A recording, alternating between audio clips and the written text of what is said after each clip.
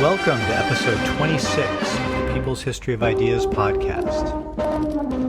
This week we're going to talk about the May 30th movement. This was a major patriotic upsurge against foreign oppression of China, particularly by the Japanese and British, that erupted in 1925 in the wake of the events that we discussed in episode 24, and which ended up forming the immediate political background to the military campaign which the Kuomintang would soon be launching, with Soviet aid, to reunify China, which is called the Northern Expedition. If you'll recall, in episode 24 we spoke about renewed communist labor organizing, which led to the strikes at the Japanese mills in Shanghai in early 1925. Then, in May 1925, the Japanese mill owners had decided to work to undermine workers' organizing efforts by imposing lockouts at factories where the workers resisted the despotic factory management. In response to one of these lockouts, the workers had broken into a factory and trashed it until a Japanese guard opened fire and killed one of the workers. Then, in response to this murder, there was a mass upsurge of protest, and we ended episode 24 with the founding of the Association to Wipe Out the Disgrace of the Japanese Atrocity at a huge mass meeting on May 24th. So let's pick up this story where we left off. First, to understand some of this, it's important to know a couple basic facts about Shanghai at this time. Shanghai was divided into three different administrative areas: the International Settlement, the French Concession, and the Chinese City. The French Concession and International Settlement both had their origins in the treaty port system that was established through the unequal treaties that gave parts of major Chinese cities over to the control of foreign powers. The International Settlement was the product of the merger of the British and American concessions in Shanghai, and as other foreign powers developed their interest in China, they were admitted into participation in the International Settlement as well, although it remained British-dominated until the Japanese took it over in 1941. Even though about 1 million Chinese people lived in the International Settlement by 1930, it was run by foreigners, mainly the British. The French didn't participate in the International Settlement, so they kept their own part of the city, the French Concession. And then the Chinese city was the old, walled part of the city and had a Chinese-run government. This situation created some absurd hassles, such as having to have 3 different driver's licenses if you wanted to drive everywhere in the city. Early in the 20th century, as we discussed in episode 10, it meant that there was a bit more freedom for political opponents of the Qing dynasty in the International Settlement than there was in other parts of the city. But in the period we're discussing, in 1925, there was a crackdown in the International Settlement against the Union movement, and in particular against activists with the Association to Wipe Out the Disgrace of the Japanese Atrocity. Right as the movement was forming, 6 students were arrested in the International Settlement. 2 were arrested for collecting money for the family of the worker who had been killed by the Japanese guards, and 4 others were arrested for carrying flags supporting the association. They were all charged with disturbing the peace on May 25th and denied bail and kept in jail until May 30th so that the judge could consult a Japanese representative in adjudicating their cases. The communists decided to call for a mass protest demonstration outside the trial of the students. This was a civil disobedience action because, as demonstrated by the arrests of the students, protests were not being allowed in the International Settlement. So, on May 30th, small groups of students and workers infiltrated themselves into the International Settlement and then gathered outside the court where the students were being tried. Scores of protesters ended up being arrested at the trial of the students, and so in the afternoon, the demonstration relocated to the police station where the arrested protesters were being held. When the police, who were commanded by the British but were mostly Sikh and Chinese, couldn't disperse the crowd, they opened fire into the crowd, killing 12 protesters and injuring 17. This was the May 30th incident, which the May 30th movement was to take its name from. This massacre of unarmed demonstrators sparked a nationwide protest movement against the foreign powers in China, with a particular focus on Japan and Britain. In Shanghai, there was an immediate call for a sort of modified general strike, what was called a threefold stoppage, in which workers, students, and merchants all went on strike. The workers only were supposed to strike at foreign-owned businesses, but there was a lot of spillover to Chinese businesses as well due to mass enthusiasm for the strike. Merchants didn't entirely shut down, but tried to curtail their operations in a way which would inconvenience foreigners. And of course, students stopped going to classes altogether with the idea that they should be out supporting the movement.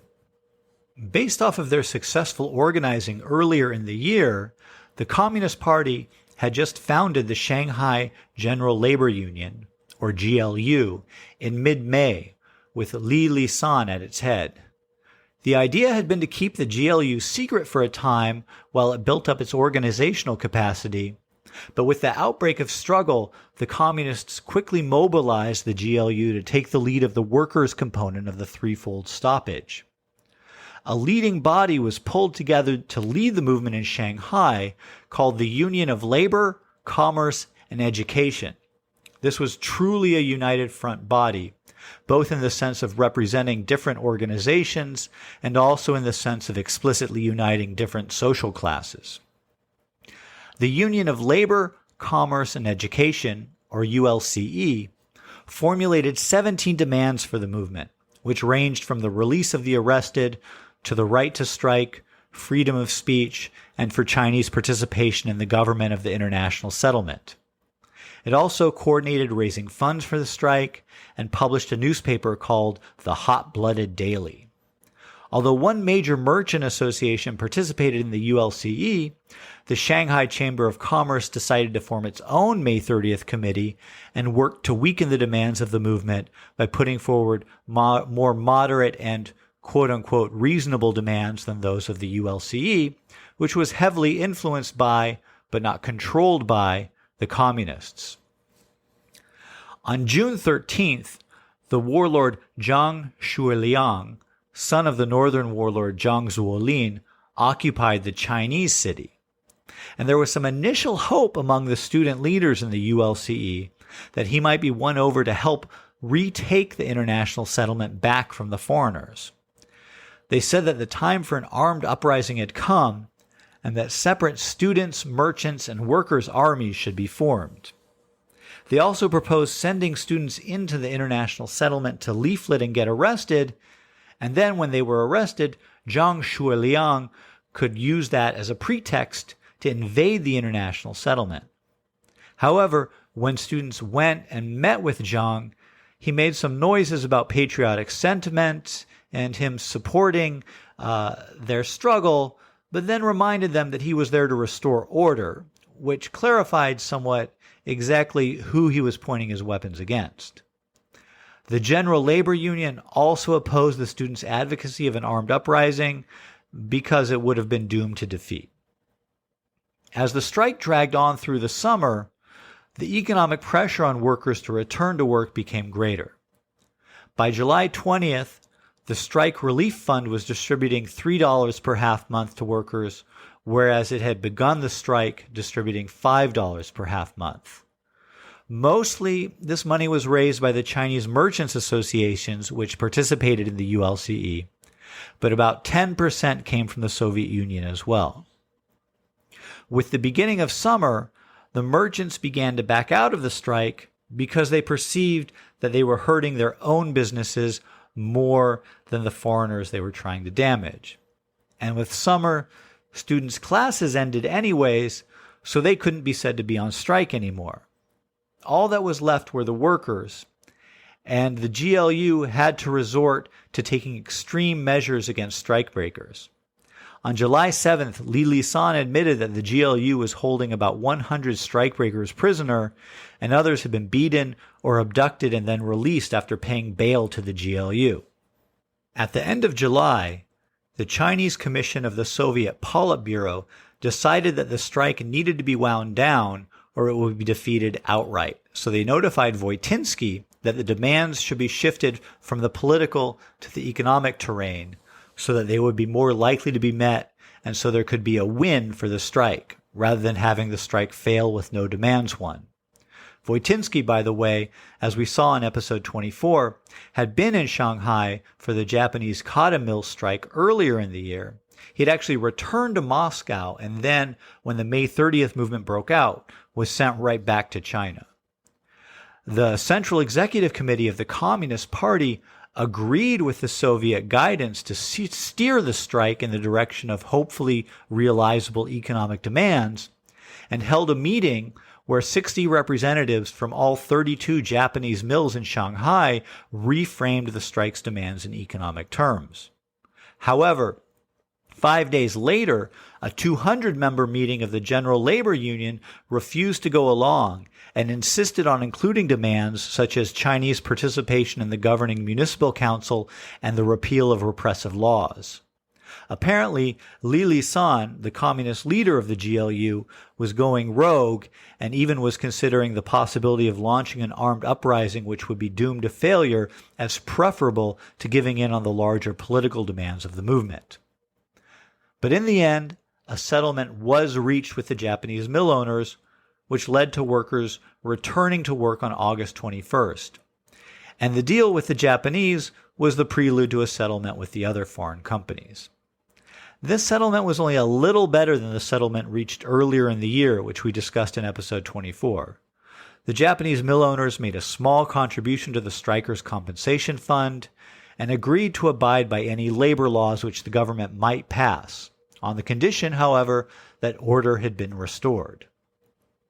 Again, they agreed not to fire any workers without just cause, but retained their own discretion to determine what constituted just cause. Nevertheless, the GLU promoted the strike as a victory. While once again the workers had not gained really any of their demands, there are two senses in which the strike was indeed a victory. First, it sparked a movement for Chinese sovereignty and dignity that spread around the country.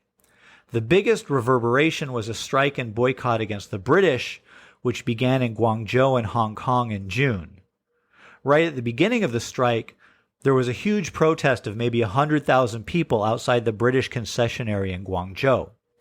British warships fired on the protest, killing more than 50 people and injuring many more. The strike lasted over a year and paralyzed Hong Kong's economy, with 250,000 Chinese people leaving Hong Kong during the strike. To save Hong Kong's economy, the British government had to pump £3 million into the economy. This contrasts sharply with the British Empire's earlier decision not to give aid and let millions starve during famines in Ireland and India because it would violate the principle of free trade. But back to Shanghai in 1925, the second way in which the General Labor Union considered the strike to have been a success was that it facilitated the rapid spread of unionization in Shanghai. By the end of July, the GLU claimed to have 117 affiliated unions with almost 220,000 members. And while that figure is almost certainly an overstatement of the real numbers, it does reflect a massive growth in unionization. As we've discussed before in episode 19, prior to this massive wave of unionization, the working class in Shanghai and other industrializing Chinese cities have been organized to some degree by secret societies, with the Green Gang being the largest and most important of the secret societies in Shanghai. If you wanted a job in a factory, you typically had to go and swear loyalty to the foreman at the factory who handled labor recruitment, and this involved being inducted into a secret society. When the Communist Party was just getting started in labor organizing, the strategy that they used was to work with the gangs, with communist organizers pledging loyalty to influential secret society members as part of a quid pro quo in order to facilitate organizing. And this also meant that when secret society leaders were convinced of the need to strike, they could take the workers who had pledged fealty to them out on strike with them. So, now that unions were spreading quickly among Shanghai's working class, how did the secret societies respond to this shift? Did they feel threatened? Did they adapt? What did this mean for the relationship between the Communist Party and the Green Gang? What we see is that the relationship became a lot more complex. At the beginning of the May 30th movement, the Green Gang leaders overwhelmingly supported the movement and went along with it. But they also sought to maintain their hegemony among the workers. So, many Green Gang members took leading positions within the General Labor Union. And of course, the Green Gang was not a highly disciplined organization like the Communist Party. It was a criminal organization after all. And so, even as it supported the strike, there were members who took advantage of the situation. The growth of the movement was much too spontaneous and rapid for the Communist Party to control. And so apparently some branches of the GLU which were controlled by Green Gang members started running protection rackets. And some gang members were hired by Japanese mill owners to try to disrupt the strike. The brother of the worker whose martyrdom started the whole movement was actually an influential gang leader, and the Japanese offered him $10,000 to bring the strike to an end. When he tried to do that, though, he was kidnapped by a bunch of workers, beaten up, and forced to sign a statement of repentance. By July at the latest, the Communist Party was concerned about union organizers whose primary loyalty was to the Green Gang and not to the union, and moved to replace union officials they suspected of being more gangster than unionist. Although the communists later summed up that they were too complacent about the gang leaders who became union organizers, the purge that they did carry out in July did heighten tensions between the communists and the Green Gang. This created the conditions for the Green Gang to lean towards supporting another union, which was opposed to the GLU. The Shanghai Federation of Syndicates, or SFS, had been created in 1924 by right-wing members of the Comintern who opposed the United Front with the Communists. While the SFS formally supported the May 30th movement, it spent much of its time attacking the GLU and the Communist Party in ways which would have sabotaged the movement had the SFS not been eclipsed by the GLU during the course of the movement. Not long after the strike had ended, the Green Gang and the SFS staged an attack on the GLU headquarters with the intention of killing Li Lisan. While Li escaped, other GLU organizers were badly injured and 2 may have been killed. And now that relations were less friendly between the gang and the Communist Party, the Green Gang started taking payment from Japanese mill owners for breaking up the unions after the workers had returned to work. So, while at the beginning of the May 30th movement, relations had been relatively good between the Communist Party and the Green Gang, the perhaps inevitable result of the Communists' efforts to make unions, rather than secret societies, the main form of organization of the working class, resulted in more and more conflict with the Green Gang once the Communists started having some real success. Now that the strike was over, respectable public opinion turned hard against the GLU. Where only a month earlier, most Chinese merchants and businessmen praised the GLU as the patriotic vanguard of the nation, in September they called for its suppression in the name of restoring public order. On September 18th, the offices of the union were shut down by the authorities and arrest warrants were issued for Li Lisan and for Liu Shaoqi, the communist organizer who had been working closely with Li in running the GLU. Both escaped the city. Li Lisan made his way to Moscow, while Liu Shaoqi made it to Changsha in his native Hunan province, was arrested, but then escaped and made it to Guangzhou. Union militants who returned to work were fired by their employers. Not only foreign companies, but also Chinese companies fired union militants, despite the support that the Chinese companies had given to the strike. By the end of 1925, 2,700 union militants had been fired from their jobs. This crippled the emerging cohort of union cadre in Shanghai, and the Communist Party did what it could to support the fired union activists. 600 of them went to Guangzhou, where many joined the National Revolutionary Army, which was being formed and which would soon embark on the northern expedition. Another warlord chased Zhang Xueliang out of the Chinese city in October 1925, and there was some initial hope, once again, that this warlord would be more sympathetic to the people's movement. But, in the words of the British Consul General, the new warlord in town was pledged to suppress Bolshevism and disorder by the free use of the executioner's sword. His most notable victim was Liu Hua, who had been secretary of the West Shanghai Workers' Club, which we discussed in episode 24, and who had played a leading role in the union organizing of 1925. Liu was a migrant worker from Sichuan, and in July, at the height of the movement's upsurge, his family had been attacked by bandits in his home village. His younger brother had been killed, his father captured, and his mother wounded. They telegraphed him to tell him to come home, but he responded in these words: "The nation is feeble. Its strong neighbors insult it. Sacred labor is like meat on a chopping board. I am an activist for the nation. I am an activist for labor. My responsibilities are heavy. How can I be of use to my family? You must know that the nation, too, is my family." By November, Liu was exhausted by the demands of the movement, having overworked himself to keep the GLU alive in its underground condition after months of endless work while the strike was going on. His friends prevailed upon him to enter the hospital, where he was discovered by the international settlement authorities and arrested. While in the hospital, he penned the following verse, which would become his epitaph: "One who is willing to give his hot blood, like spring rain or wine, that sacred labor may blossom."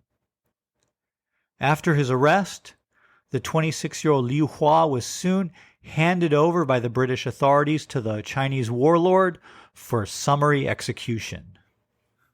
Despite the rampant repression and conditions of illegality that it was working in, at the end of 1925, the labor movement in Shanghai was much better organized than it had been at the beginning of the year. And the Communist Party congratulated itself on realizing the plans it had formulated at the Fourth Congress at the beginning of the year, which we talked about in episode 24, to mobilize the working class at the head of the movement to kick out the foreign powers from China. But if the workers' strike had been the leading edge of the May 30th movement, students and merchants had also played major roles.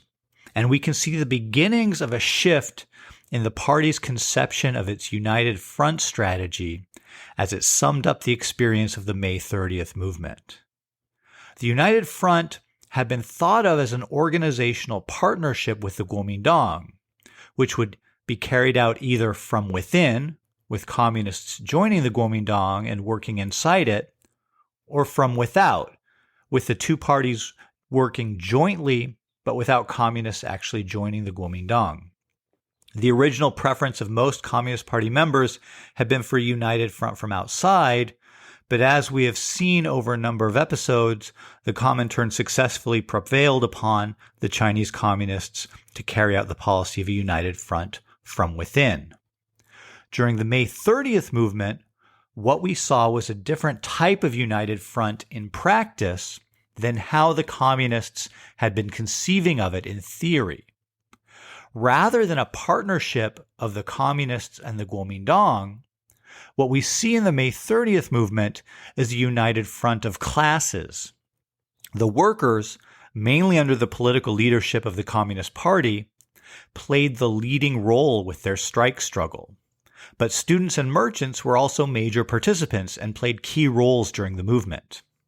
And the Kuomintang, to the extent it played any real role, mainly worked to undermine the communists during the movement, which weakened the movement overall because the communists were playing the leading role.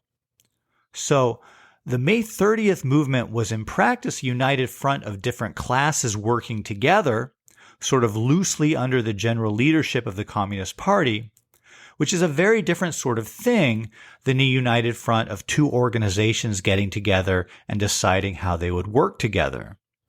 Now, the way in which Chinese history is sometimes periodized refers to the periods from 1924 to 1927 as the first United Front period, and the period from 1937 to 1945 as the second United Front.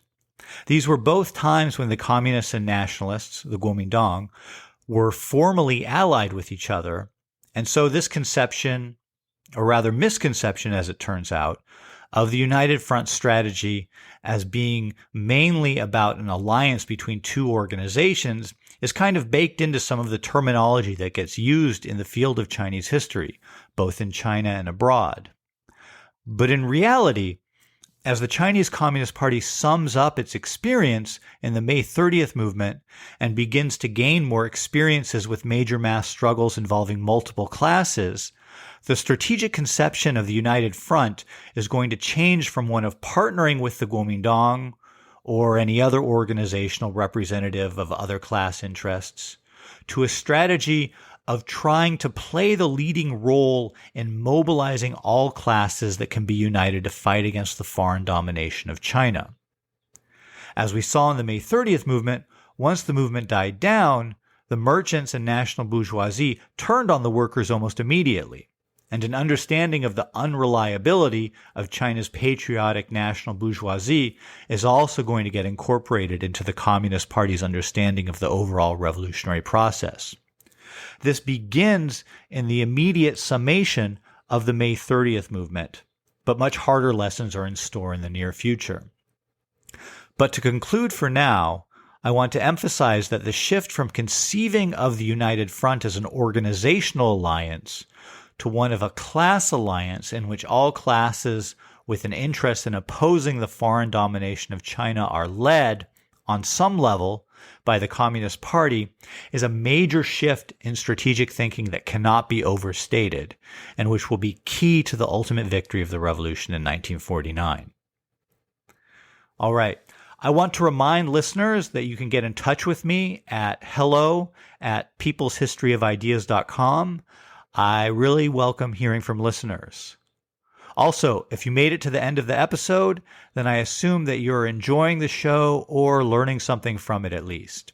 If you leave a review or a rating for the show, that will help other people find the show, so please consider doing that. All right, see you next time.